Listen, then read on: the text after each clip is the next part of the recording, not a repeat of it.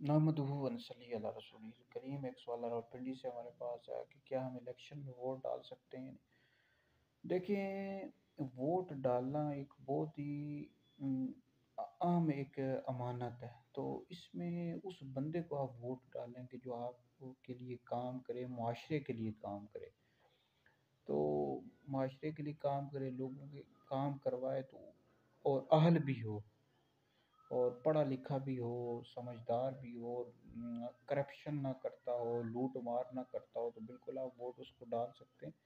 ہمارے معاشرے میں جو ووٹ ہے نا، یہ اس بندے کو ڈالا جاتا ہے کہ جو اثر و رسوخ رکھتا ہو، اور کرپشن بھی کرتا ہے، اور دیگر معاملات اس کے خراب ہیں، اس کو ووٹ ڈال دیتے ہیں۔ ووٹ ہر بندے کو نہیں ڈالنا چاہیے۔ ووٹ جو اس کا اہل ہے، لائق ہے، قابل ہے، معاشرے کے لیے کام کرتا ہے، پڑھا لکھا ہے، سمجھدار ہے، تو بالکل آپ اس کو ووٹ ڈالیں، اور اچھے لوگوں کو آگے لائیں تاکہ ہمارا ملک پاکستان ترقی کرے۔ ہمارے بدقسمتی یہ ہے کہ ہمارے ملک میں ایسے لوگوں کو ووٹ دیا جاتا ہے، پھر وہ معاشرے کے لیے کام نہیں کرتے، ملک کے لیے کام نہیں کرتے، جس کی وجہ سے ہمارا معاشرہ، ہمارا ملک پیچھے چلا گیا۔